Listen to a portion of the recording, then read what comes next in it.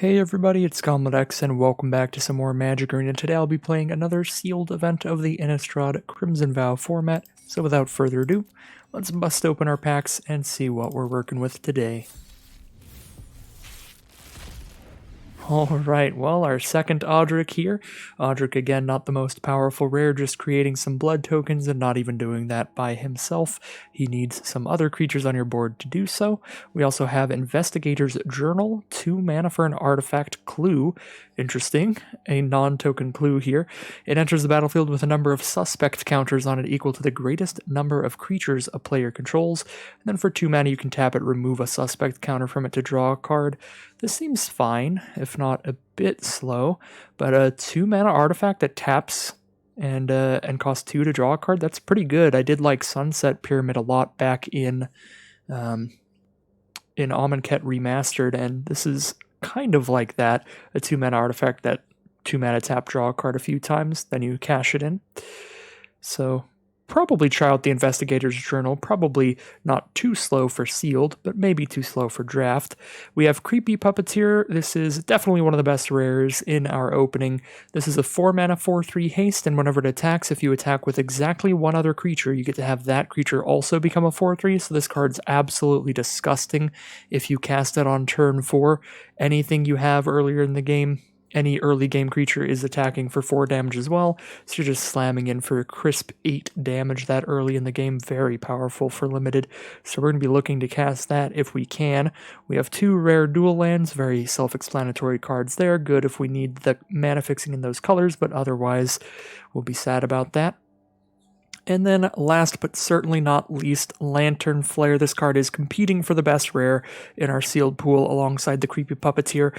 Just a great removal spell here. For 2 white mana at instant speed, you deal X to a creature planeswalker and gain X life, where X is the number of creatures you control. Alternatively, if you're in red and white, you can spend red, white, and X to deal X to target creature planeswalker and gain X life. And that way you just get to choose what X is. It's however much mana you dump into it. So Lantern Flare, excellent removal spell there. However, it does not deal damage to a player, just creatures or planeswalkers, so you can't use it to finish your opponent off or anything. So, I mean, I'm not super unhappy with this sealed pool. All of our actually playable rares are in the same 2 colors as well. We could end up in just like red-white here and run all 4 of these rares. So not the worst rares ever. Like, sure, they're not super powerful. Having 2 dual lands and an Odric is a little bit of a bummer, but the fact that the rares that we do have are kind of all in the same color, or colors, is pretty nice. So we'll have to see if we have the support at common and uncommon to build a nice Boros deck. And already we're starting off with some good looking stuff in Boros. Fleeting Spirit's been a pretty impressive card. This is 2 mana for a 3/1. It can protect itself against removal, discard a card to flicker it, bounce it out of play and bring it back into play in the end step, and then later in the game it can get first strike by exiling some cards in your graveyard, which makes sure it can still sort of compete with some later game creatures. So that's nice and white. Obviously Lantern Flare's good. Trainee looks fine to me. Twinblade Geist is definitely good. There are a lot of auras in this format with the disturb creatures, so if we have any +1/+1 counters or auras, they'll work well with it. I guess we could try Nurturing Presence with it, but this is not a particularly good aura. We could also just try like Bride's Gown with it, just give it +2/+0 and really make use of the double strike. But the other way to use this is that you can just run this for the second half of the card, that way you can slap double strike onto some other creature.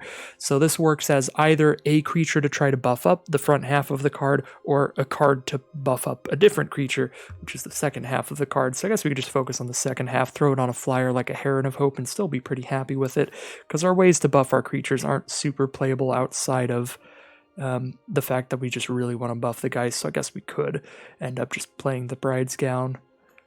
2 mana for equipment, 2 to equip, +2/+0. Yeah, we could slap it in there just because we have the Geist, but it doesn't look particularly exciting.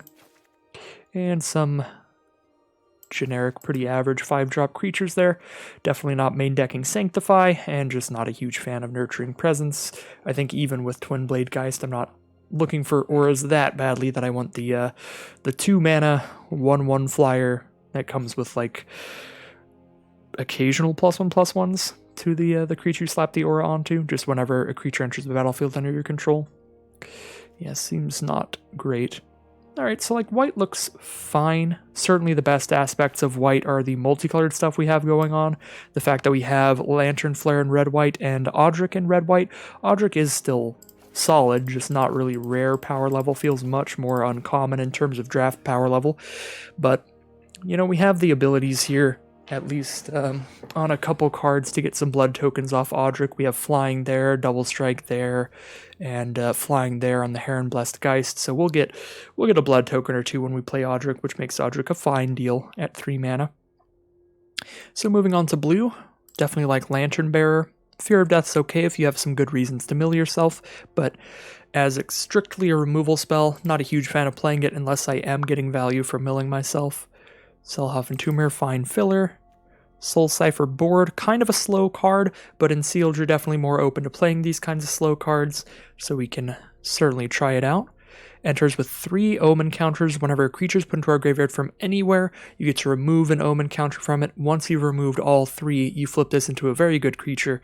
A 3/2 flyer, sure it can only block creatures with flying, but the ability on it is fantastic. 4 mana to draw 2 cards and discard a card. Just a great mana sink to make sure you're always drawing cards when you're running out of stuff to do. So I do like Soul Cipher Board, especially in sealed here. So we would try that out. Bunch more just solid filler cards that are pretty self-explanatory. Gutter Skulker is fantastic. This really breaks through board stalls that can definitely happen in sealed, just by being unblockable there. Yeah, our blue actually looks quite solid. I'm pretty happy with it. Lots of evasive stuff. We have, 3 Wanderlight Spirits for flyers. We have the completely unblockable Gutter Skulker. We have the Lantern Bearer to slap flying onto a different creature. Actually really liking the look of our blue here. I think I like it better than our white, outside of the fact that white gives us access to the red-white cards. So moving on to black here, I have been very impressed by Blood Fountain. It's much better than it looks, or at least much better than it looked to me at first glance. This is, it is a bit of a slow card. It's more of a late game card than a turn 1 drop, even though it's a 1 mana card. But the blood token on it is really nice. You can even cash in the blood token early, because if you're discarding a creature card to that blood token to try to hit lands, you can always get that creature back to your hand by sacrificing the blood fountain later, so it synergizes with its own ability quite nice. And yeah, just recursion has been pretty powerful in this format. This format has tended to be a little bit bomb heavy, a little bomb focused, so the ability to bring back your best creature cards late game has been very impactful, and the removal in the format's been a little bit weaker as well, so being able to get those 2 creatures back that late in the game, it's going to be really hard for your opponent to kill them again if you just grab your best creatures from the grave. So yeah, Blood Fountain has been quite nice.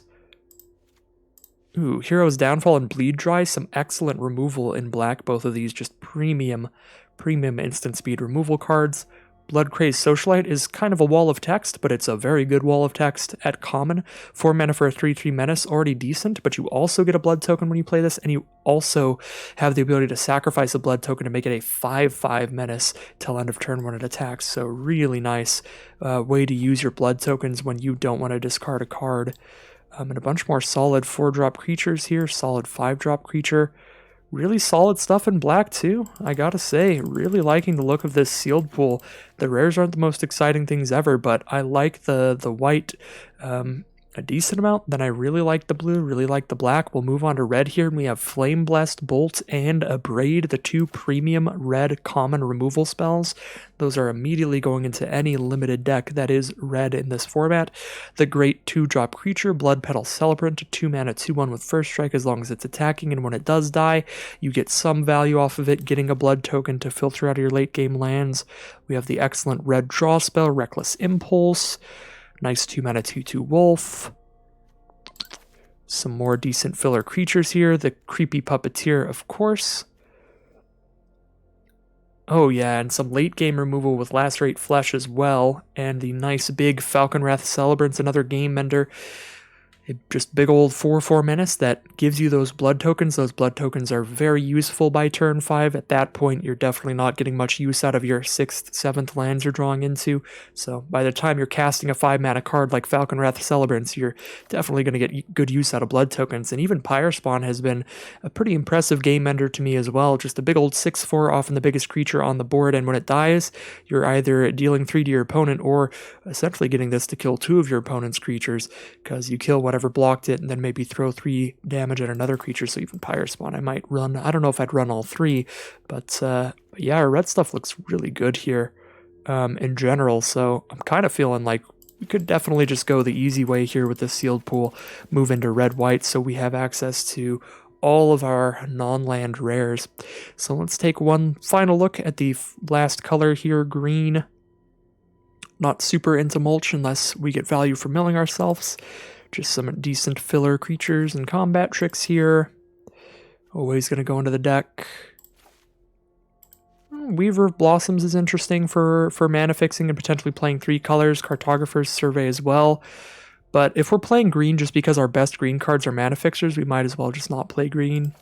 Yeah, we have like one green card that I say it's like super good, which is the Infestation Expert. Rural Recruit also looks pretty solid, but there's nothing like Balmy in green. There's no big reason drawing us into the color. So sure, it has the mana fixing to support a 3-color deck, but there's not really, like, we just don't need the mana fixing if we just go ahead and play our 2 best colors instead of slapping in our third best color just because it has good mana fixing. So I don't think it makes too much sense to play green here. All right. So taking a look at the multicolored cards, wow, we even have an uncommon in red-white, a very powerful one, the Markov Waltzer. 4 mana for a 1/3 flying haste vampire at the beginning of combat on your turn. Up to 2 creatures you control each get +1/+0 until end of turn. Incredibly good. All by itself, it's a 4 mana 2/3 flying haste. And with any other creature on the board, like if you curve just a 3 mana 3/3 into this on turn 4, all of a sudden turn 4 you're attacking with that as a 4/3, and then this as a 2/3 flyer.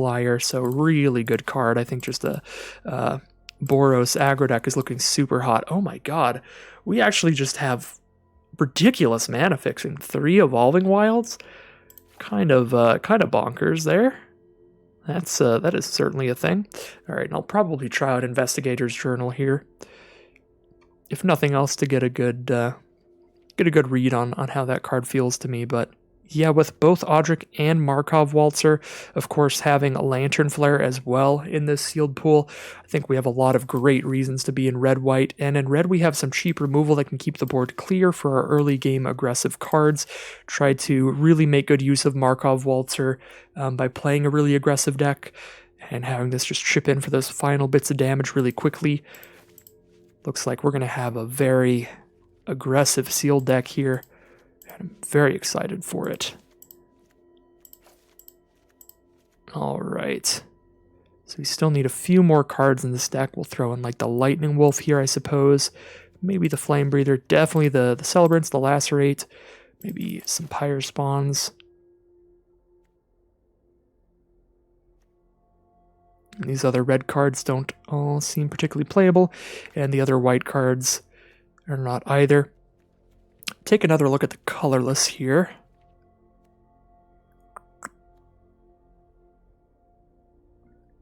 Wedding Invitation wouldn't be the worst thing ever, but it's pretty filler, so I think I'd only run that if I'm really reaching for playables, and I just don't think that I am in red-white.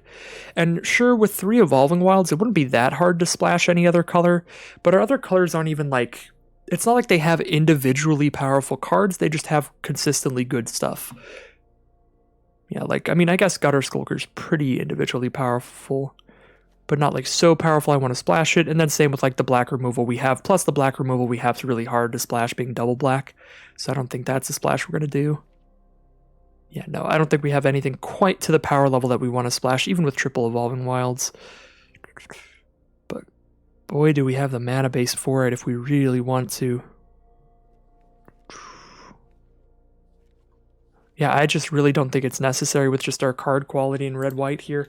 We'll take a look again and see if we do have to leave some mediocre stuff in here after the cuts, but I've already left some mediocre cards in the sideboard, and I still get to cut 4 cards out of this deck, so I really don't think it'll happen. So probably going to cut this Bride's Gown. Just feels a little slow, kind of a high equip cost. 2 mana play, 2 to equip for +2/+0. We obviously don't have Groom's Finery, so this is just +2/+0. No added toughness. Flame Breather's not perfect for this deck. We have a lot of 2 mana creatures as well. I guess the Bride's Gown does work well with the Perish Blade Trainee. Works well with any cards with training because we can make sure that our non-trading creatures have enough power to keep putting +1/+1 counters on that thing.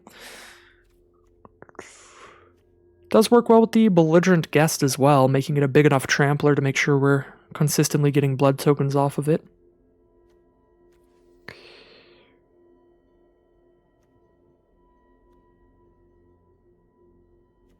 Do like all the 4 drops. Don't really like Beguiler here. This is very much a card for a more slower controlling deck. Even Heron Blessed Geist, just low power for that cost. And the Pyre Spawns are a bunch of mana, and we're looking like a really aggressive curve here we can capitalize on, so I don't know if I want too many 6 mana cards.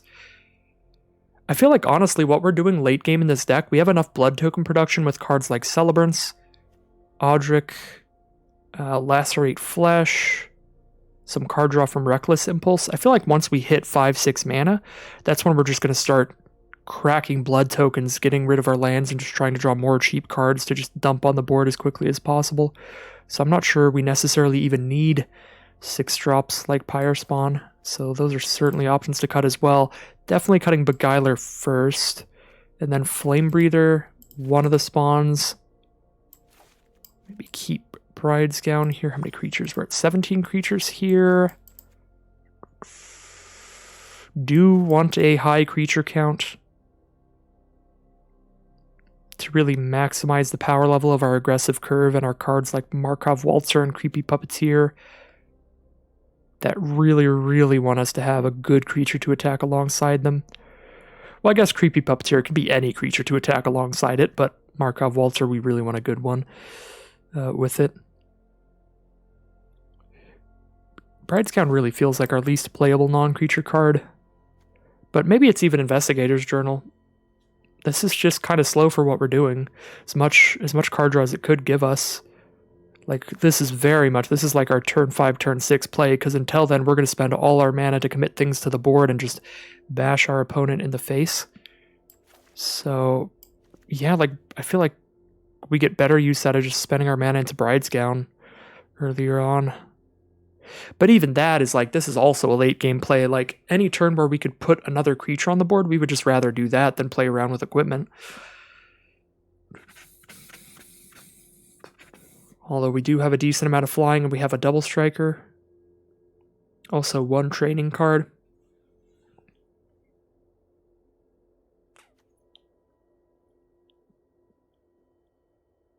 I mean, Bride's Gown, the other good thing about it is it helps our smaller creatures still matter later in the game.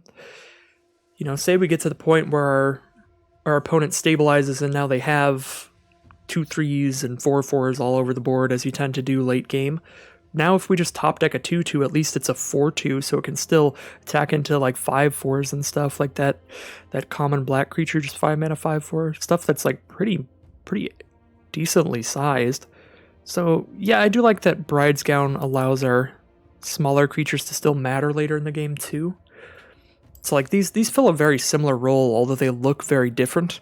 They're both just like something good to do late game to make sure we're not totally out of it. The Bride's Gown is going to just up the value of any creature that we draw, and the Investigator's Journal is just going to immediately let us start drawing more cards. So don't know which is better here. But I think one of those is probably the cut for me. I want to keep a nice creature count in this deck. I guess we could keep both, play around with them, and just cut 1 Pyre Spawn here. Just have 16 creatures. It's not like too low. Sure, I'll cut 1 Pyre Spawn so I can play with both of these cards. If either of them tends to play out really poorly for me, then I guess I can cut them as things progress, but we'll take another look at what we have in the sideboard, make sure we're not really missing anything here. That looks like just a really obvious play. But I don't think we are. I think this looks like a super solid deck to me. Alright, so here we are in game 1. Not a super great curve, don't have any of our 2-mana creatures, but our 3 and 4-mana plays are pretty excellent. I'm going to go ahead and keep this, and we get to crack an Evolving Wilds turn 1. Get that out of the way here. We only have one double mana card in the deck. It's the double red 6-mana card, so we'll just hit the second red source here. Also have a bunch of red in this hand, so it'll be helpful for casting 2 spells in 1 turn later. So our opponent is on white and blue so far. Panicked Bystander turn 2, pretty great card. Whenever it or another creature they control dies, they gain a life. During their end step, it could flip to become a much bigger creature. We'll just go ahead and exile it right now. Make the most of our mana when we have that extra mana available, because turn 3 we're going to tap out for a creature. Turn 4 we'll be doing the same. We don't know when we'll have time to throw a bolt at something, and it's unlikely to kill a better creature, only doing 2 damage.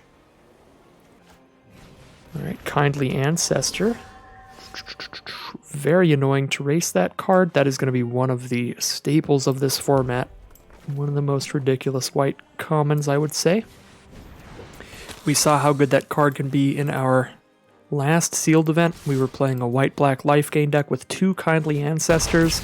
We had some games that would just end with both players at like 20-something life because there was just so much lifelink in this format. So Ancestor, very nice card in any race situation, and it's gonna make us do a lot of work to try to close this game out quickly. Ooh, Lacerate Flesh will be pretty nice, although we are still a few mana away from it. Just get to attack in pretty well here. Don't see a reason to play a creature pre-combat. Kind of like playing Belligerent Guest here over the Lightning Wolf. Although the Lightning Wolf potentially blocks the Kindly Ancestor well, so they just hold it back for blocks when we do this. Adamant Will from our opponent. They go for it pre-blocks. If we had another shock, we could really get them there and get full damage in.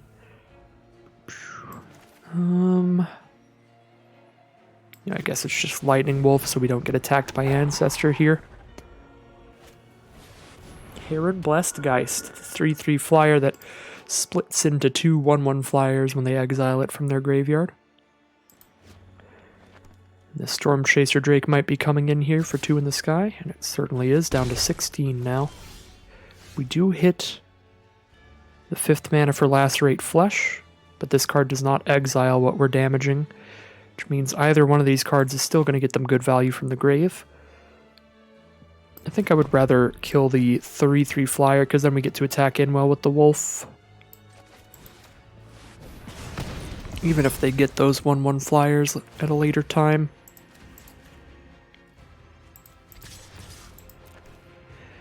Because we're not going to want to spend the extra mana to give this first strike. So this way we get to attack in without dumping mana into it. And our opponent is down to 7 here. They do have the lifelink. So being at essentially 9 life here, if they get a block off with the Ancestor. And a Wanderlight Spirit, a 2/3 flying that can only block creatures with flying. Does not help them block here, so I'm pretty big fan of that. Gonna be helpful for trying to push in for lethal. Can block the Waltzer, so I don't think we have a good attack for that one. We definitely have a good attack for Lightning Wolf, though. We could even choose to give it first strike here before we attack. And then they only have 4 toughness to block with. If they have another combat trick for the Drake, that'll be a rough time, but there's not much we can do about that. We don't have any instant speed interaction, so I think we're just sending in with the wolf.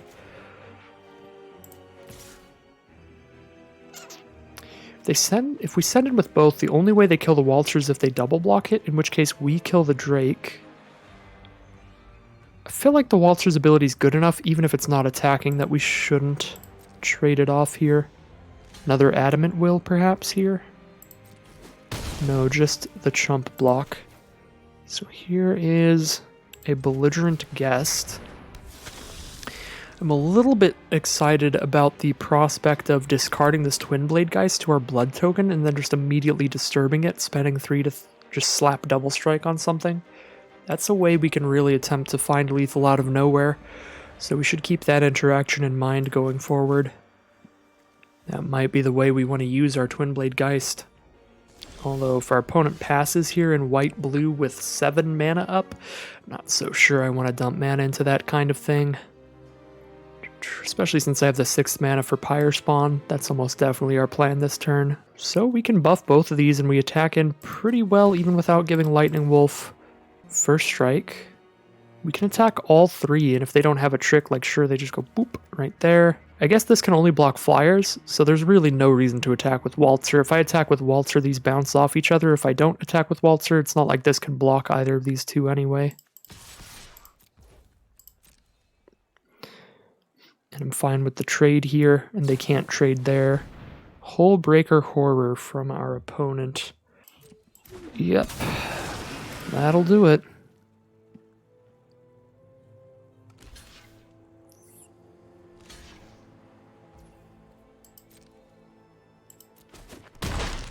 Now they get to give the Hullbreaker Horror lifelink with the Ancestor and gain 7 life a turn. When they do that, they bounce something to our hand. Bounce our only creature left. Guess they're bouncing Pyre Spawn now.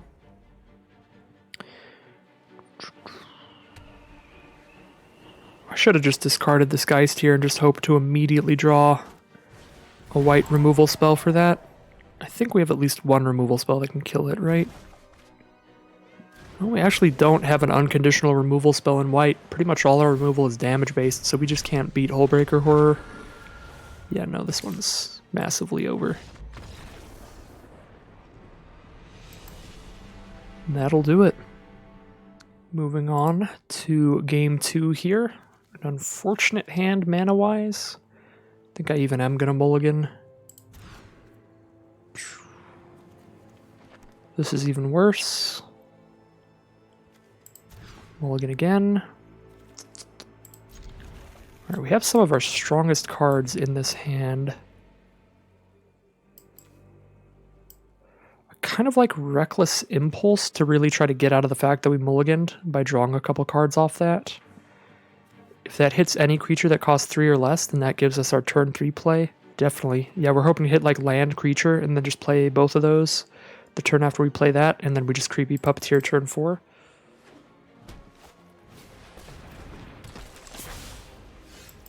Waltzer turn 4. Puppeteer definitely better, so we'll be playing that over the Waltzer.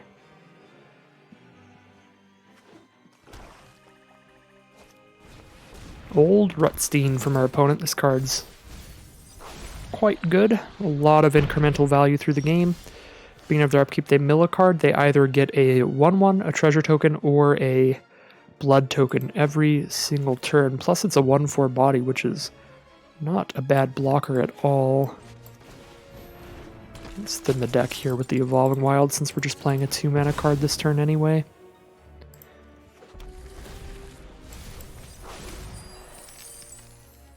So they've gotten the treasure token here, so they could play a 5 mana card this turn if they wish. Just the 4 mana Rural Recruit. This is quite the curve from our opponent. Just beat us up here. Down to 13. Puppeteer not even that good anymore, because it's not like we can really afford to be attacking in. Yeah, I mean, we play a Waltzer and then we're just blocking with a 1/2 and a 1/3. Does trade off into some stuff.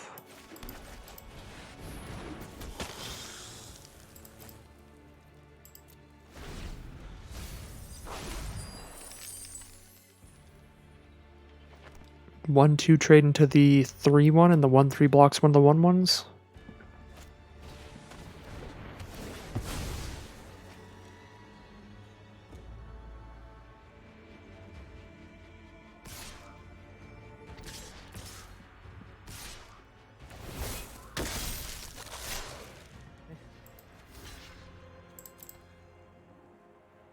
I mean, there's nothing we can do here. We're out of this one. They have the combat trick too. Well, this is not going well so far. We were out of this even if they didn't have that combat trick. See if we can take things back here as we head into round 3. Alright, here we are in round 3 with one of our best hands. Pretty great curve here. 2, 3, and 4 drop. I'd rather play the Celebrant first over the Twin Blade Geist. They both hit for just as much damage, but the Celebrant attacks in a little better because it can beat 2/2s. The Geist would just trade with a 2/2. And there's a 2/2, so feel good about that decision. We're definitely going to attack with Celebrant, and then post-combat we'll cast Odric, because then the Celebrant will have first strike, so we'll get a blood token out of it, whereas we would not otherwise. Would still rather play Odric than crack the Evolving Wilds and play Geist here. Wait, what? Oh, it's only while it's attacking. Doesn't gain it till end of turn, it's just only while attacking. They kill the Odric with Parasitic Grasp. Alright, Blood Hypnotist is a pretty great draw, so we can still play a 3-drop here and crack Evolving Wilds.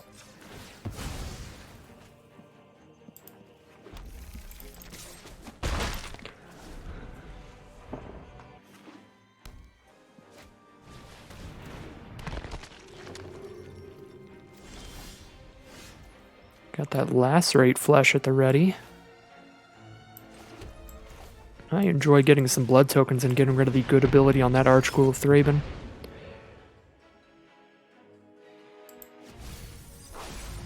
Now the Blood Hypnotist can attack freely. They can't block either creature well. So they take the 5. Headless Rider from our opponent, so when one of their creatures dies, they spit out a 2/2 zombie token. We could discard 2 blood tokens and they couldn't block at all, in which case they take 5. If we do that and throw a Twin Blade Invocation on our Hypnotist, they take 8. Probably not worth it, but I think I do want to discard 1 blood token here and shut off the Headless Rider so they can't block and kill, they can only block and chump. And then we're probably playing Lightning Wolf, although if we draw something better, we'll cast something else instead.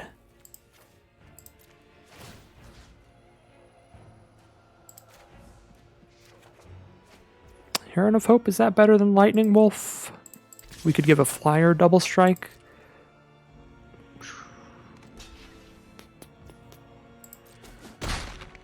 Don't think it is. Just 4 power double strike is going to be really huge. We go for that. Although opponent at 11. I think I just want a 4/3 on the ground over the 2/3 in the sky. The Headless Rider only makes zombies when their non-token stuff dies, so once this 2/2 token chump blocks, it's just gone forever. Not super worried about the Soul Cipher board flipping. When it does, it'll just be a creature that can't block anything we have right now. Blocking is certainly the most important thing for our opponent to be doing here.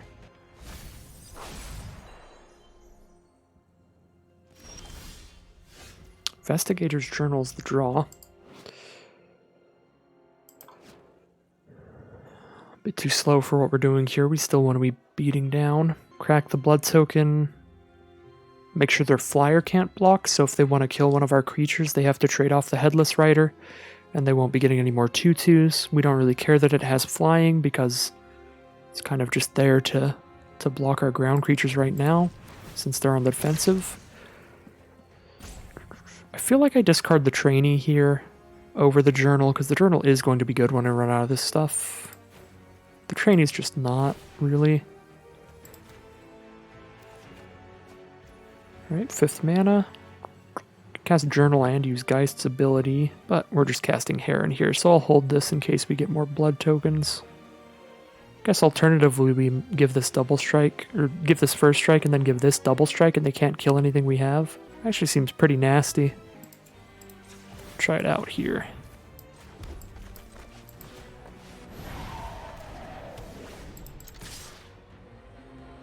I guess they get to kill the 2/1 if they double block it, but then they take 10 and go to 1 life.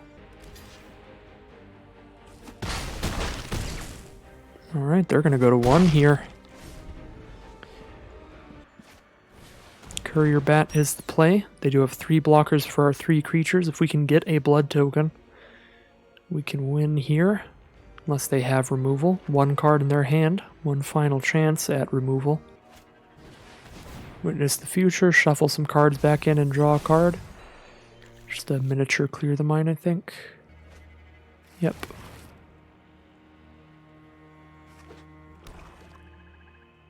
And just a swamp there.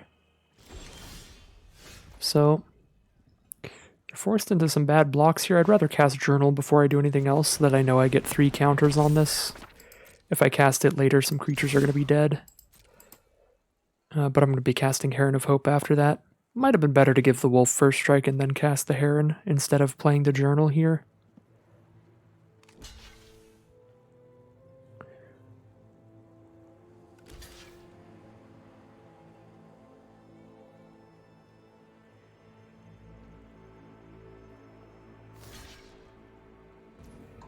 And we're pretty fine with this. I don't think we lose a single creature off this.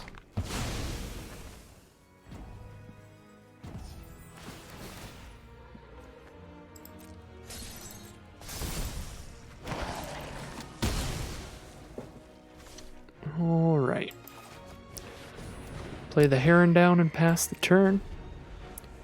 Unless they've drawn into a removal spell, I think we're good. Well, a removal spell, a board wipe at that.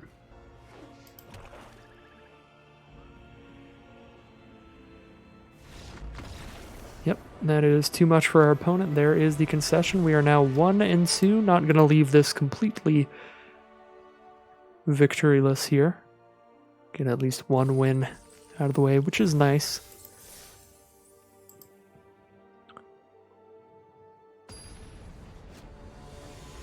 And immediately heading into the next round. That was quite a fast matchmaking queue here. Alright.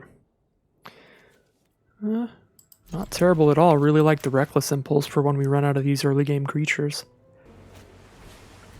Lantern Bearer, turn 1 from our opponent. This trainee out so that when I start attacking with this 2/2 we can get a counter on it. Love the Lantern Flare as the draw here with a hand with multiple creatures. This is likely to be cast even without the X mana. Blue and green from our opponent and a Snarling Wolf coming out. A 1/1 they can spend 2 to give +2/+2 until end of turn. So, I mean, trainee even gets to attack by itself here, which is kind of nice. Not a frequent occasion. Alright. We'll play the only creature with enough power to buff that trainee when it attacks.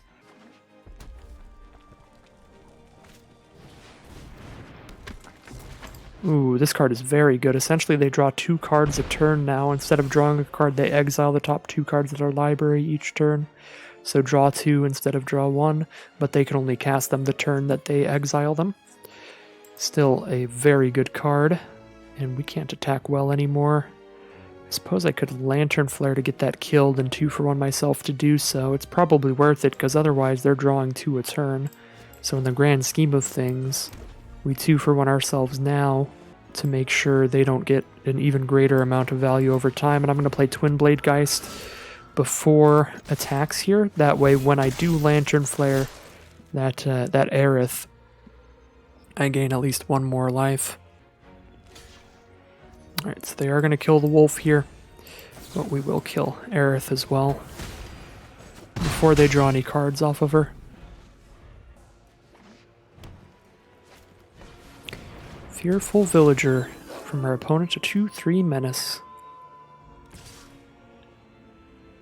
Coming in with the 1/1 in the sky, down to 20. Creepy Puppeteer is the draw. If we attack with the Puppeteer, and the Twin Blade Geist that attacks is a double striking Twin Blade Geist. But the Puppeteer gets double blocked and killed, but the Geist hits them for 8. That's so cool. We can't buff the trainee with the Puppeteer, But we could attack with the Puppeteer and the Trainee, then the Trainee's attacking as a 5/4. But obviously that's less damage than hitting with the Geist and the Puppeteer. Yeah, I guess we cash in the Puppeteer, we 2-for-1 them, making them double block it, and hit in for 8. Seems pretty worth it.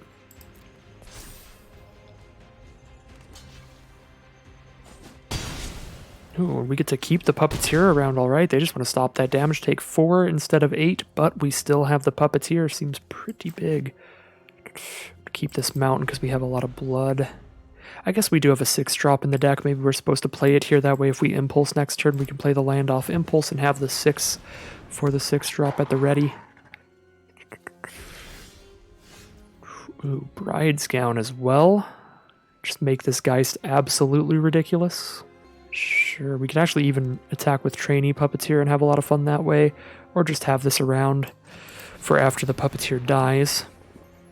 So now they can actually chump block the Geist with the Lantern Bearer and just trade 1 creature into Puppeteer, because they can double block it with 5 total toughness. So I think we buff the Puppeteer and attack with it in the Geist so that if they want to kill Puppeteer, at least they still have to lose 2 creatures.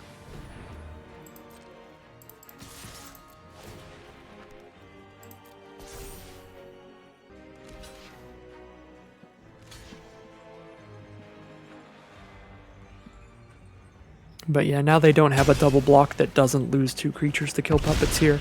They still have double blocks to kill it, for sure. They could block it with the 2/2 and the 1/1, but they need to chump block Geist here as well. I'm going to play the land this time, because I convinced myself if I hit the land off impulse next turn to hit the 6th land for our 6-drop, we will really want that.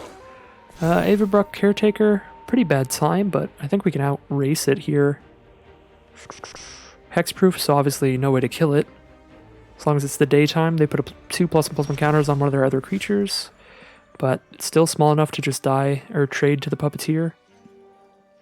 Yeah, I kind of like Impulse before anything else, because I could draw something that affects the combat here. Blood Petal Celebrant, that doesn't really affect the combat. But we'll just play it, they know we have it. Attack with these 2. They have to block or they die. They take... Well, I guess they could go to 1 life, so they don't have to. But they probably block here. And they can block and trade with Puppeteer. If they block the Geist, they just lose a creature. Yeah, and Avabruck Caretaker, not that good all by itself. We definitely throw the +2 power onto the Double Striker now, so it's a 3 power Double Strike. Hungry Ridgewolf, alright, well, that's going to get the counters. They have 2 4/4s out now. One of them's going to be a 5/5 after they throw +1/+1 on it. Yep. 4/4 to 5/5 out now.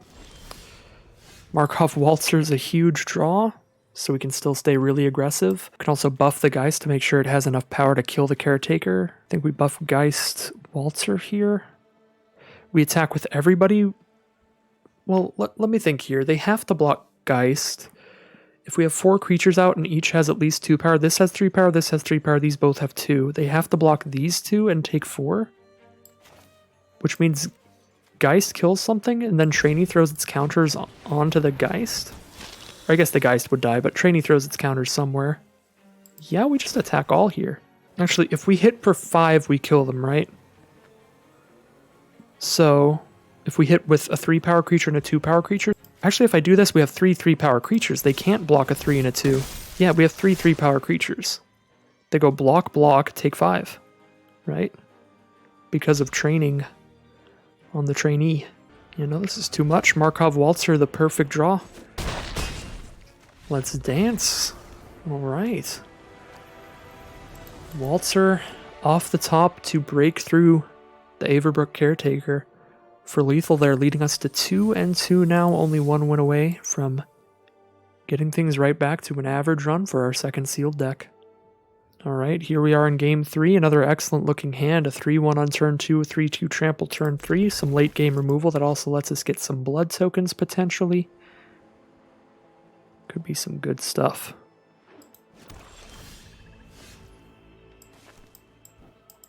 Let's get this Plains out here. Reckless Impulse, another great late game card. give us that card draw to keep things going.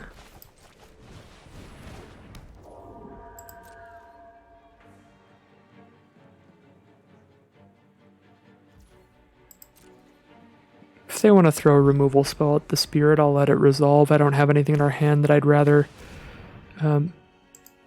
keep over the spirit. Or the other way around. There's nothing in my hand that I want less than the spirit, I think. Falconwrath Forebear.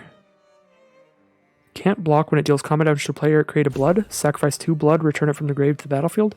Alright, so great on the aggressive, but hopefully we just put enough power on this board to outrace that.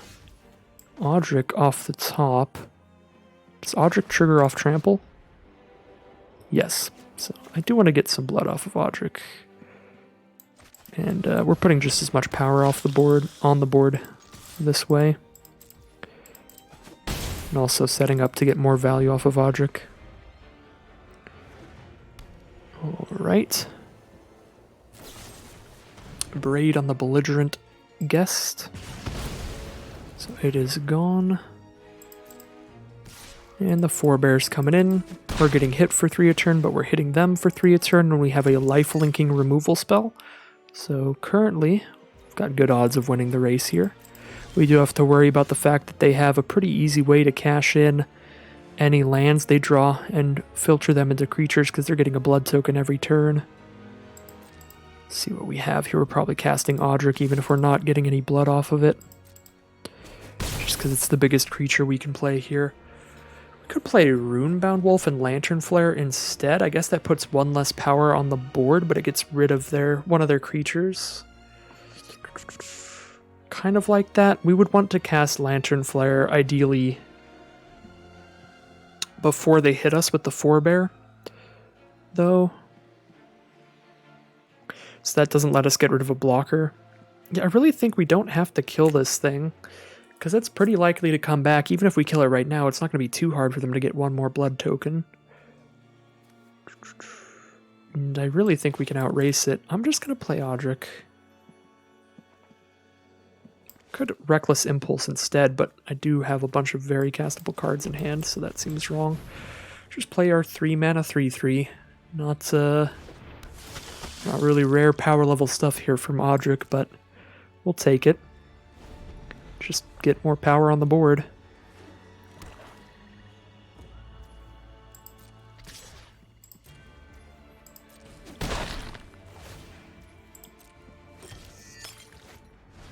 Blood Servitor, just a 2/2 make a blood. Can easily kill that with Lantern Flare.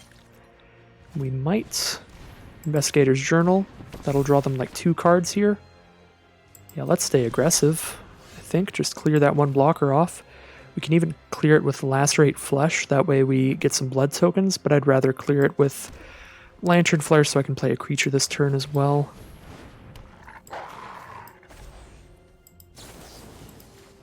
And we're of course gaining 3 life by playing the creature first, which helps us outrace our opponent even more. We're down to 8 now, we're up to 17. Facing 3 damage to us a turn, but again, they have all those blood tokens and an Investigator's Journal to really try to draw out of this one. It is going to require mana, though, for them to dump into that kind of stuff. So it's not like they can easily dump multiple cards per turn to get out of this. And they're just going to scoop them up. We have exact lethal on board. I guess they didn't have anything to get out of it yet, and they did not even want to try to crack the bloods there. Even if they did with that removal spell backup, we were pretty likely to find lethal the next turn, so 3 and 2. We have pivoted from the 0-2 start into a nice average 3-2 run here. Definitely balancing some things out after the first 7-0 sealed run. So whatever happens here, some average gameplay out of this deck. Definitely going to keep this. Evolving Wilds is really putting in work this game. We get to pull 2 lands out of our deck here to thin out the land count, and it's not going to affect our curve at all. We're just going to play a 2-drop turn 2. And then an Evolving Wilds turn 3, because we just don't have a 3-mana card. Probably just going to slam down Investigator's Journal, because we've got nothing better to do, so might as well make use of our mana, even though we could have a better journal later. I think I like that better than holding up Lantern Flare. Journal for 2 cards is still not a bad deal, to be fair. A journal that we can spend 2 mana next turn, draw a card off of it, and then 2 mana the turn after that, draw a card off of it, just cash it in. Essentially, I mean, I guess it's a moderately bad deal. It's like a pretty expensive divination, but still worth it to me. I'll cash in to trade into this statue thing. This thing ramps them up, as well as adding a mana of any color. It's going to become a 5/5 eventually, so I'll absolutely trade the Geist into it. If they're willing to take that trade, and they are not. Could potentially Lantern Flare it right now if we spend the cleave cost.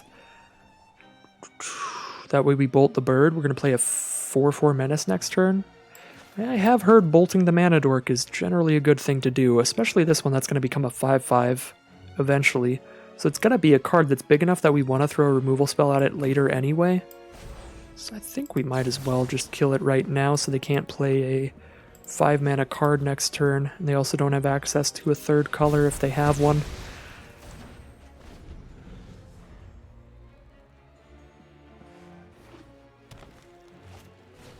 Spore Crawler is the play. That is going to be just a good trade for them if we attack with the Geist. But then we do get to have a 4/4 Menace double strike, so, I mean, good trade for us to get this board state cleared. It's unlikely they play 2 creatures next turn unless they have one that puts 2 out with 1 card, which means we might just be hitting for 8 menace damage next turn. We'll see. See how much work Falconwrath Celebrants can put in this game. Ooh, they have drawn into black mana here, so Celebrants might just die. Alright.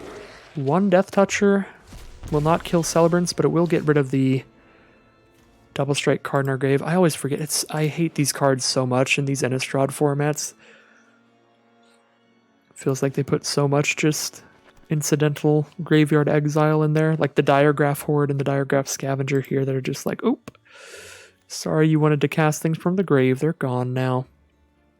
Well, I like holding up Bolts or Blood so we get to play one of these 4-mana cards and just attack with Celebrants. Celebrants is just a free attack.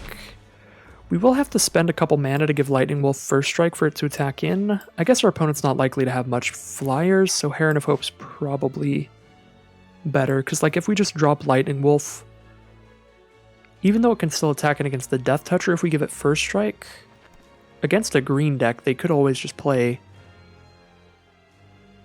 anything, like a 3/3 or a 4/4, and then it just doesn't attack in well, even if it has first strike. Like we first strike away the Death Touch and just die to the other creature. Yeah, no, I don't think Lightning Wolf is super likely to attack well. I guess with Flame Blessed Bolt, that does help the odds quite a bit.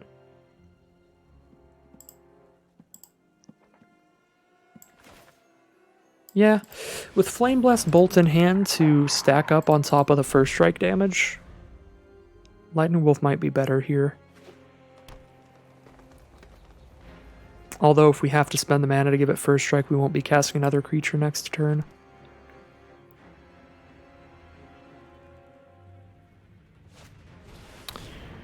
Sheltering Boughs. That'll be a 3/6 Death Touch, and they'll draw a card. Alright. Quite a big Diregraph Scavenger. 3 mana up. Choosing one of our creatures to kill, it looks like. They're dancing over our creatures. Wolf Strike, yep. Choosing which creature they want to kill. Kill the Celebrants. Can't stop that. Fair enough. Well, we do get the potential kill on the Scavenger here. Just sending it in. I think we'll see if they call the bluff here. Would be a big bluff if I didn't have Flame Blessed Bolt. Yeah, so our opponent's like, yeah, I don't think Goblet's gonna bluff that hard. Just a fair assessment. Because I am not going to bluff that hard, that would be insane. I just genuinely have the trick. Alright, well. Opponent is starting to get an annoyingly large board here, so it's going to be hard to be chipping in. Can exile the Spore Crawler here, but then the wolf isn't attacking it anymore. I guess already, like, they could just multi-block the wolf pretty well. So we're probably just drawing a card and then playing the Heron. Unless we draw something better.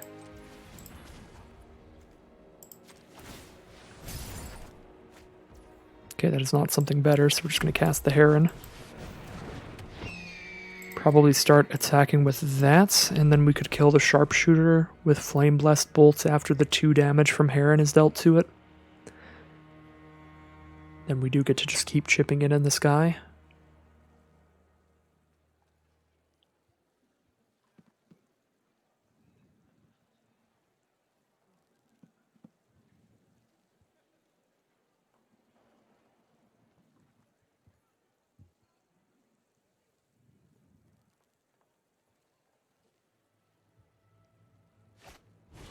Nature's Embrace to make that a 3/6 blocker. And Alluring Suitor. If they attack with exactly 2 creatures, that's a Trampler with double fire breathing. Give 2 creatures +1/+0 till end of turn. Odric. Gives us 1 blood already. Gives us 2 if we trigger Lightning Wolf first. Sure.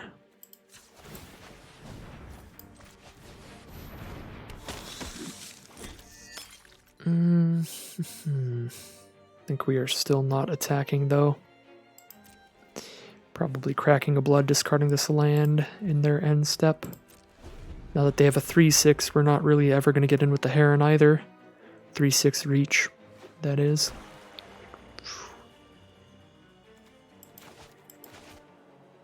Our opponent's creatures are such high toughness. Our sealed pool just doesn't really have removal to deal with this kind of stuff in red or white.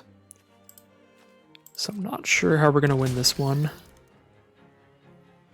think our opponent just has too good of a board state. And they are going to flip the Alluring Suitor here. Trample Death Touch is a pretty good combo to make sure they're hitting for a lot. Go ahead and trade with Odric here. Bolt the Crawler.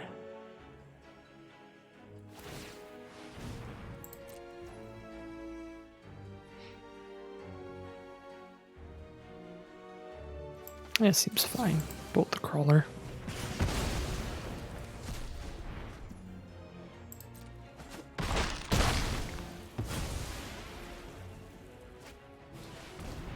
Honored Heirloom. Just adds mana, exile stuff from graveyards. That slows down our Fleeting Spirit. So they will probably be doing that. Heron Blessed Geist. This graveyard ability doesn't do anything against our opponents. Because they have the Honored Heirloom here to exile it. But it is a 3/3 flyer. If we get enough flyers, maybe. That is our plan.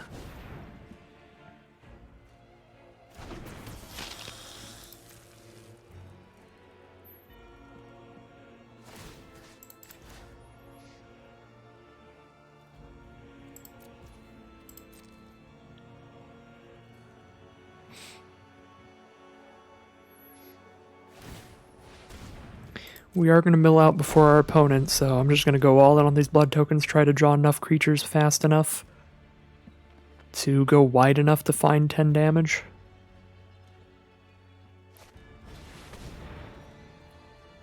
Destroy Investigator's Journal, I guess.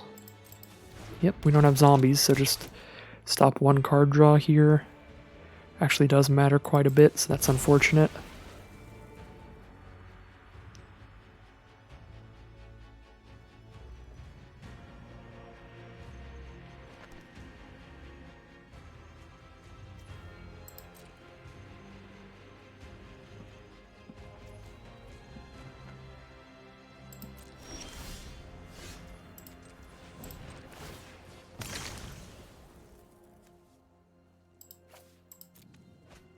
Doing this before I cast the Geist in case I draw something better. If I'm really worried about getting first strike, I could wait till after I cast the Geist, just do it in their end step, so I can hold the white mana up to give first strike, but I don't think that will be relevant. So they still only have one creature with reach, but it's big enough to kill any of these when we attack in.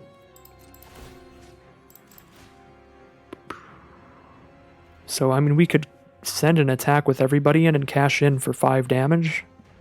Right, buff both of these, they kill that, we hit for 5. We could do that later, not right now. But that is something to consider as time progresses. Heirloom doing its thing. We don't mind too much. So what are our good draws? Bride's Gown's pretty big. Abrade is massive. Abrade or Lacerate Flesh to kill the Sharpshooter. We'll have to 2-for-1 ourselves, lose a flyer, but then kill the Sharpshooter. The rest of our flyers chip in for lethal in a couple turns. So we're looking for either of our 2 removal spells that way. Blood Hypnotist would be ridiculous too. Whenever we sacrifice a blood, target creature can't block till end of turn. Blood Hypnotist would actually be better than either of the removal spells because we would just shut off Sharpshooter's ability to block 2 turns in a row and find lethal that way. Would be awesome. Creepy Puppeteer would be fine. We could cash it in for 1 good attack, but not excellent. So yeah, I think Lacerate Flesh, Abrade, Blood Hypnotist, those are the fantastic draws we could hit here.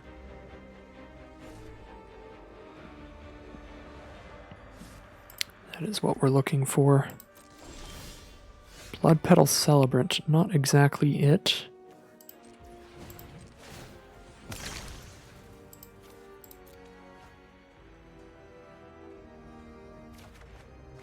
Ooh, Blood Hypnotist, there it is. Triggers only once each turn, but that's a lot of flying damage in this turn, and we get to hold the 1 white mana up here. Sack the, or discard the Celebrant to the Blood to make sure all the flyers get in this turn. Yeah, Sharpshooter can't block. Draw a Plains here, that's another card to discard to a Blood if we can get another Blood token here.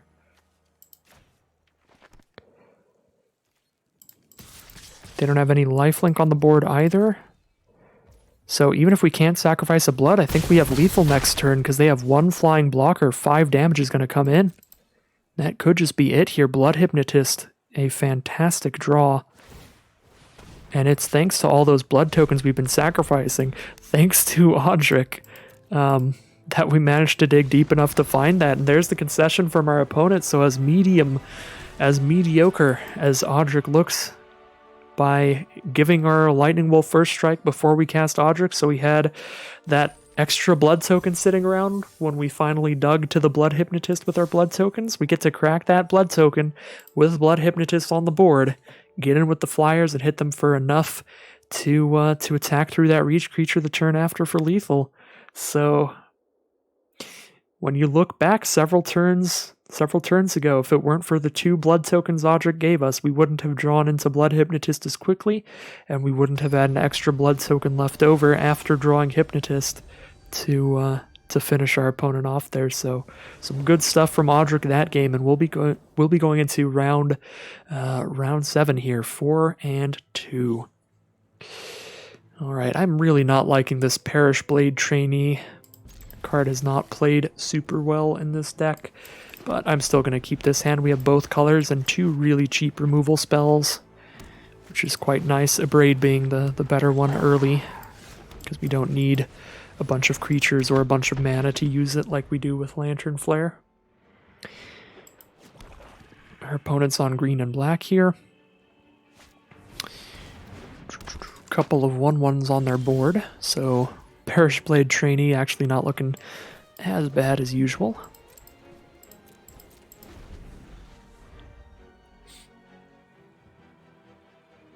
If they attack with Snarling Wolf here, we can block, get them to skip their turn, because they'll dump the mana into buffing it, and then we'll just shoot it with Lantern Flare for 1. Although it might be better to shoot it with a Braid, because Lantern Flare could be more later. It would be 2 damage next turn because we have the cleave for X. Ooh, our opponent just passes turn Alright, well, I guess we'll cast neither then. Neither of those creatures are really something we want to remove if we're not getting some extra value off of it, like making our opponent waste some mana or something. So, I guess we'll just cast Heron of Hope here, and now we're ready for our 5 mana removal next turn, our Lacerate Flesh. Yes, the cool thing about the Lacerate Flesh is even if we cash it in on a small creature like a Snarling Wolf, we get good value out of it, getting those blood tokens to have sitting around for later in the game.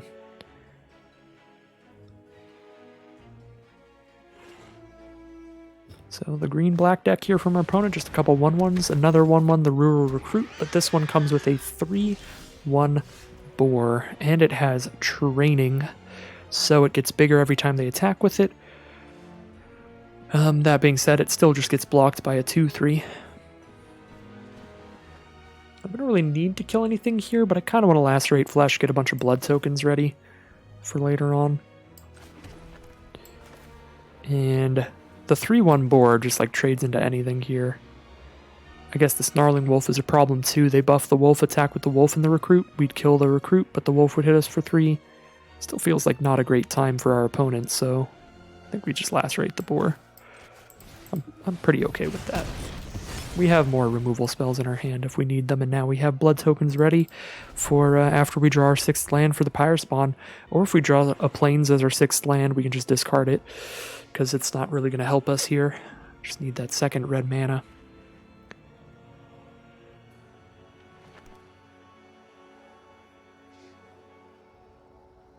So yeah, in order to buff the recruit here, they have to buff the Snarling Wolf pre-combat, send it in as a 3/3.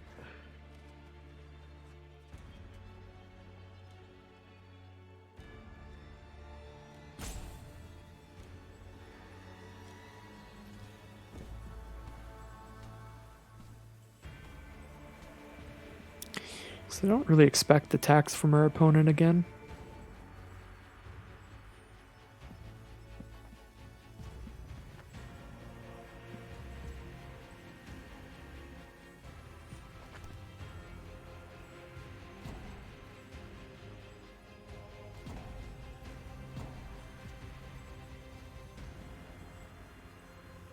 They have 5 cards in their hand and 4 mana up here in the Think Tank. Could have some removal and they just don't want to cash it in yet because our creatures aren't great. But now they're considering it to get a big attack in and train the Rural Recruit.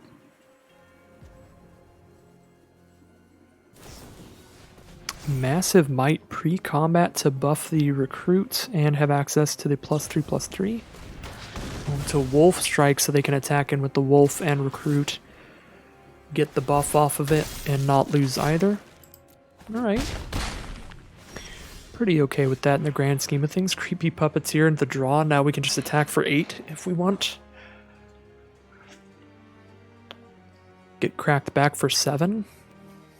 I guess we get hit back for 8. I don't love attacking here.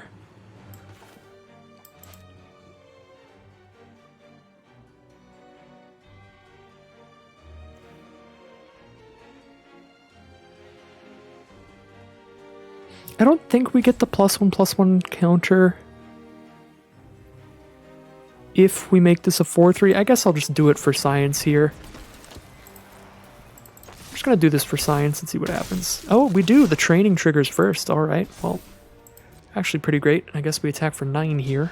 But again, they do get to cash in the Dissenter for a 2/2. They're attacking back at us for 8 damage if they buff the wolf. But then they only have 2 more mana to play around with. Alright, 3 more mana to play around with Deathcap Glade as the play for turn. Really love Lantern Flare this game. Having a removal spell that'll gain us some life is going to be pretty huge here, seeing as currently we're racing with our opponent. Just both of us looking to be just slamming the all-attack button for a while. Maybe they stop here. Maybe they just hold them back to block our combo. Nope. Still smashing in with everybody, it looks like. But looks like they don't want to spend the mana into the Snarling Wolf here.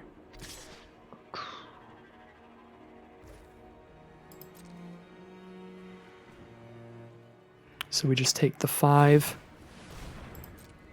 Oh, unfortunate for our opponent. They did want to buff the wolf, but they actually missed the opportunity to get the training trigger. So they could have gotten the +1/+1 counter there, but unfortunately just an arena sequencing kind of thing. They did not get to trigger the +2/+2 in their beginning of combat step, because arena goes straight into attacks if you go to combat. I don't really want to discard a card, draw a card here, so we'll just go to my turn. Can let Undead Butler do its thing, or we can kill it so that we can hit our opponent for 4. 4 + 6, 10. Hit our opponent for 10. They get a Doomed Dissenter back, so I don't think we're racing all that well.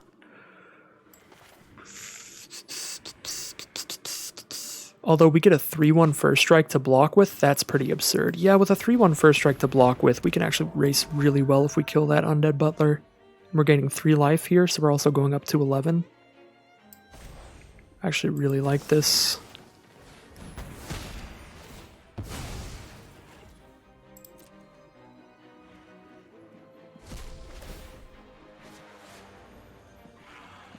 They're probably getting Doomed Dissenter because it's 2 blockers in 1 here. They don't have anything all that impressive in their grave. Yeah, Doomed Dissenter. I do really like Undead Butler. That's one of my favorite uncommons. A lot of fun. Alright, so we hit for 10. They're down to 6. We have an excellent blocker now. The 3/1 first striker, because we have exactly 3 cards in our graveyard to exile to the first ability.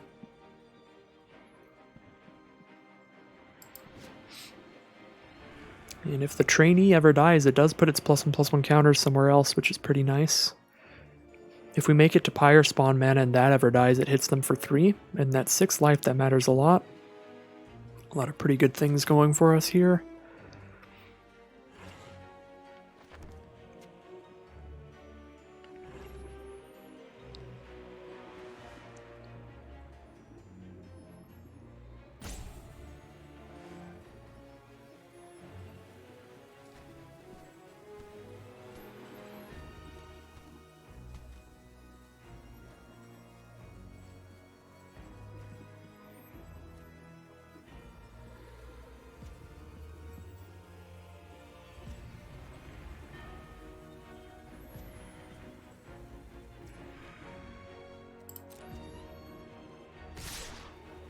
They are sending it all in here. Guess we'll just go for first strike on this creature, because the wolf requires some mana for them to make it do more damage. I think they're going to need all the mana they can get to play more blockers. So I don't expect them to pump here unless they can find lethal this turn. So I feel like this stops more damage than blocking the wolf, and the 2/2 training is better than the 2/2 without training, so we'll kill that one. I guess the problem here is if they have a cheap way to bring something back from the graveyard, then they bring that back and they get 2 blockers out of it.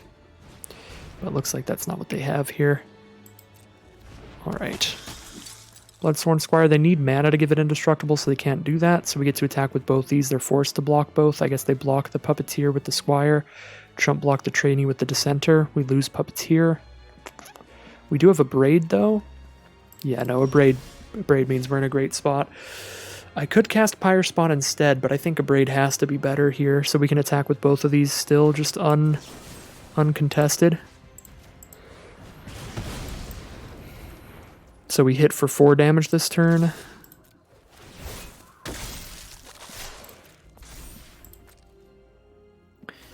And still have the Puppeteer around.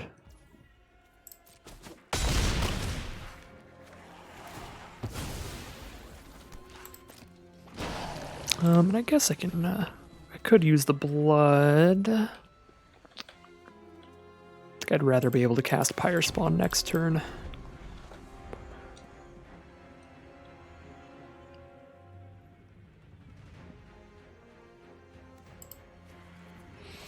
I guess if our opponent finds lethal here, we can use the blood to attempt to draw into our 1 mana instant speed removal. if push comes to shove. Our Flame Blessed Bolt. We have 3 blood tokens, so we could just discard spawn, draw, discard the next card, draw, discard the next card, draw. So if we have Flame Blessed Bolt in the top 4, we can survive potential lethal from our opponent. So that's kind of neat. Our opponent doesn't have that, so it's not going to matter, but that is a pretty nice part of the blood tokens. Alright, so I think again we're just attacking with 2 creatures here, and Trainee gives us good value when it dies. At this point, it might be better to attack with Fleeting Spirit than Puppeteer. Although Puppeteer's kind of done all the work it can do anyway.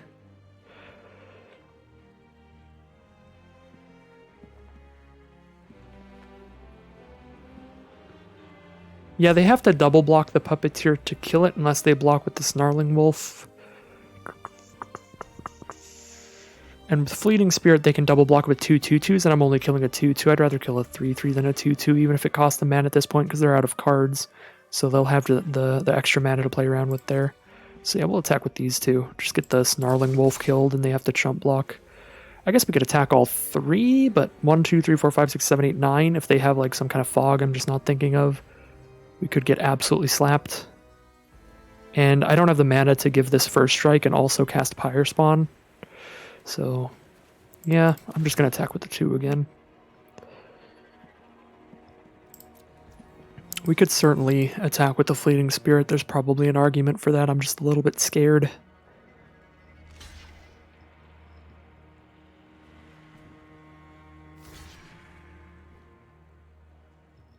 Alright, so I'm going to have the Wolf trade with the Puppeteer and then just chump block the Trainee. They could triple block the Trainee if they want on board. They would kill it, and then all of my eggs are in one basket on the Fleeting Spirit. They would have a single 2/2 left on their board.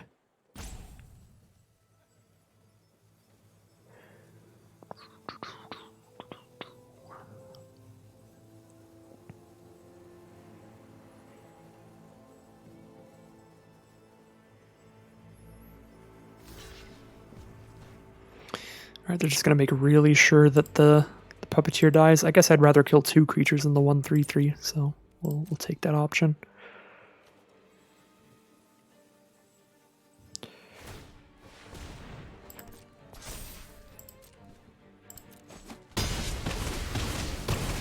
And we'll get that Pyre Spawn out. Alright. Just a land off the top from our opponent, not ideal for them. 3 creatures on board, 1 card in hand. It is looking like we find lethal here.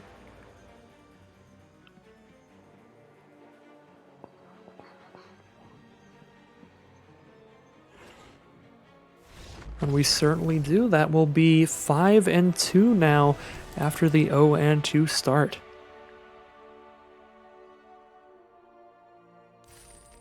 Quite the turnaround in this sealed event. Yeah, 5-2. Again, every round from now on could be the final boss, but we are just on a win streak here. 1 win away from getting all 2,000 gems that I spent here back out of this, and even if we don't get that win, we basically got 9 packs and most of our gems back. Because, of course, the 6 packs you build the deck out of, plus the 3 prize packs, no matter what, and sealed. I think I'm going to keep this hand because Trainee and Spirit are so good together, and we have 3 castable cards. Only 1 card that isn't in the hand. If it were like 3 red cards and 1 white card, it'd be a definite mulligan, but with 3 white cards, and the Spirit being as good as it is, I think I'm gonna roll with it here. I'd rather play Spirit turn 1. If our opponent doesn't get a creature out early, it's just so much damage so quickly.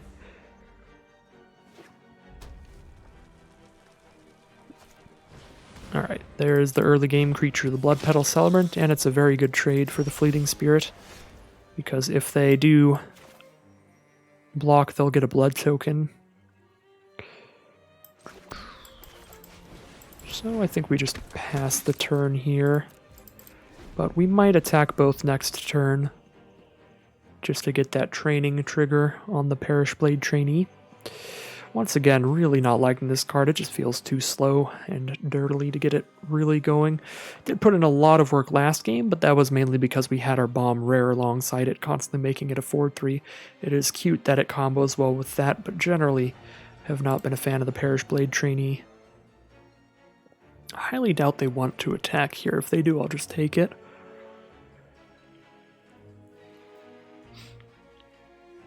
On board, if they attack here, they take 5 on the crackback. I suppose if they have a good blocker to cast main phase 2, they would. Alright, looks like no attacks from our opponent.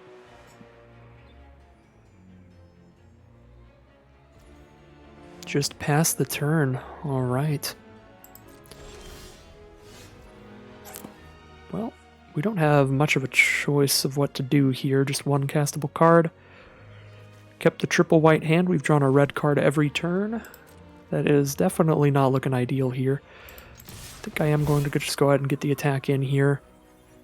See if they have the Vampire Wrath effect. 2 damage to all non-vampires before the training trigger hits, and that's what they're holding for. Yep.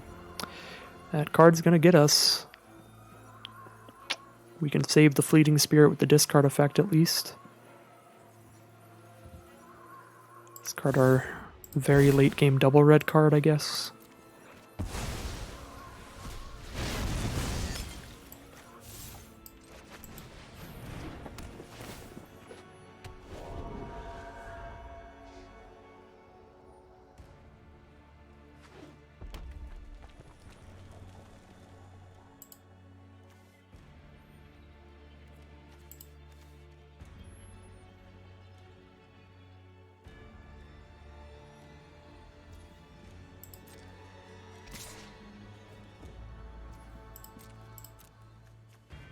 Two cards in our graveyard. We don't have enough to give first strike yet. Even if we did, it would still be a trade, which I don't think is ideal.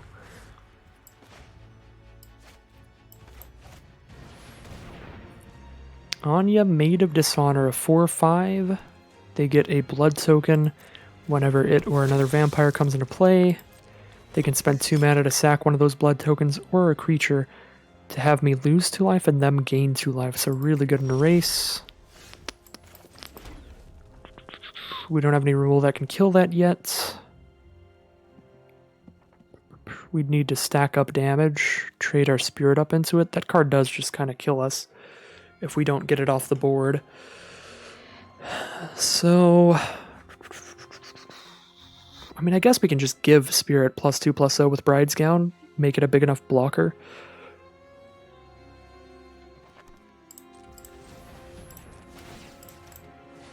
They don't have removal here.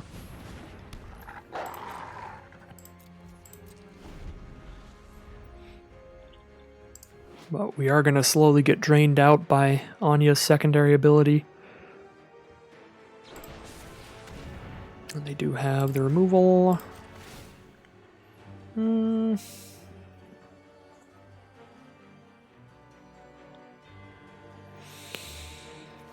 Is it worth any of these cards to keep the spirit on board?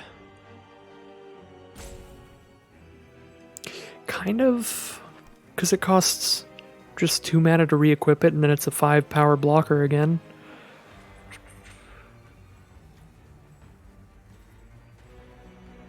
We don't know when we're going to have the 5th mana for Celebrants, but when we do get it, it's a lot better than the Wolf. And if we still have a spirit on board, I guess we're not casting Wolf next turn. Yeah, I guess I'll discard Wolf. Because we're keeping the spirit on the board this way, which means we're going to spend 2 mana to put the gown back onto it. Which means we won't have 4 mana up to cast that. And then we'll just use the rest of our mana to bolt their Celebrant, so we don't take as much damage.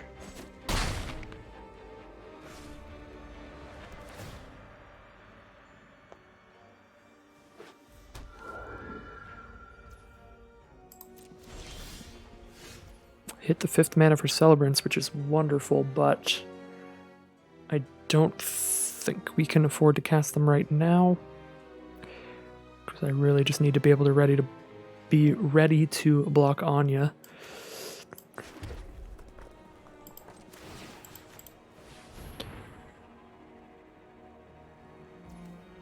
If they have another removal spell, we're really just out of here.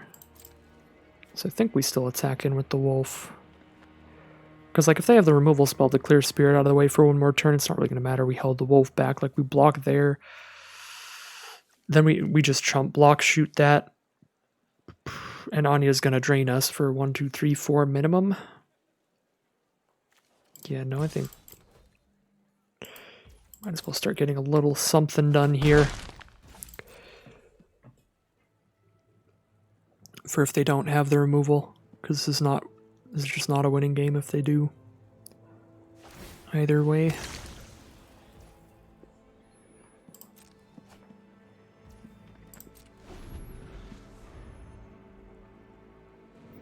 I do like that they cracked the blood token to just draw a card here, because I'm very scared about how low my life total could be getting with Anya's ability to sack blood for life drain.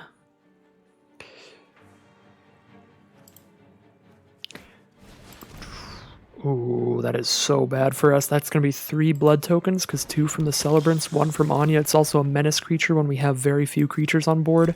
So they have enough blood tokens to sacrifice for 8 damage to us now off of Anya's ability.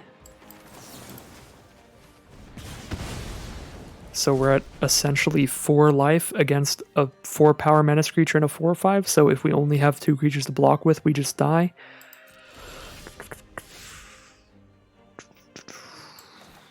Yeah, we gotta dump a creature on board, and the problem with that is we don't get to hold up first strike anymore. It's still worth it here. Because we don't need first strike for Fleeting Spirit on Anya to be a good block. We do need it for it to be an excellent block, but it's still a fine trade even if we aren't getting to first strike kill Anya.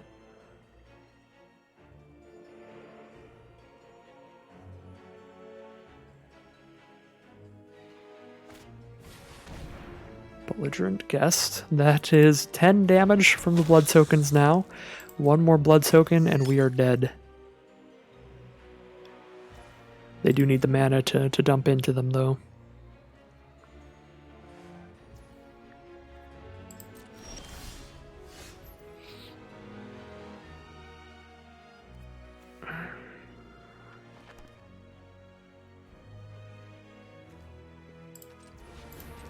Let's draw a card here. Just digging for like Lantern Flare, I guess. But even that only does 3 damage right now. Odric, another blocker, I suppose. We do need 4 creatures on board to be able to block all of their creatures, and if 1 creature gets in, like if we get hit for 2 damage, they have a lethal amount of blood tokens. So yeah, Odric hold up the white for Fleeting Spirit. I think we're getting drained out here. The only removal in our deck that can kill Anya is Lantern Flare, and that's only if we have 7 mana or 5 creatures. Guess we're only 1 creature away from a lethal Lantern Flare on Anya. So there is that.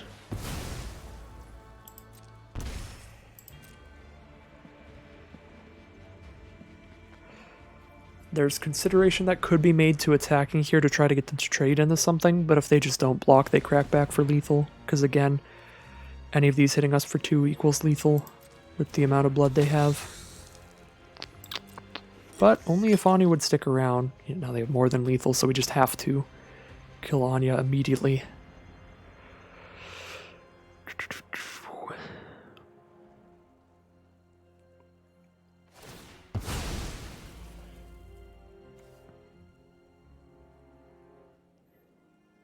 Oh no, I was going to say, well, that's kind of cool that they flipped that, because I guess that's less damage in the long run, but it's actually not, because this is going to produce blood tokens in their end step if they gained life, which means they spend 2, sack a blood, make me lose 2 and gain 2, and then they just get the blood token right back off the Reveler now. So that's just a really good combo with Anya. I guess they just forgot to sack one there. Alright, what do we hit here? From the blood. Just a 2 mana creature, 1 mana creature, and then discard this and draw the Lantern Flare. Actually, I don't have enough mana for this, unfortunately. I was going to say, like, our only out here would be if we drew a 2-mana creature plus the 2-mana Lantern Flare, but we're going to have to spend 1 mana to sack this blood, which means we won't have enough mana to cast both, but I guess we can see if we would have had it here. Just go for it. Discarding this journal, too, just because it's too much mana to dump in.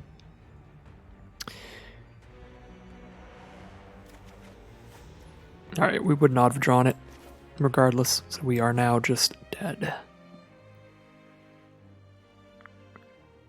I guess there is one final draw step. But barely.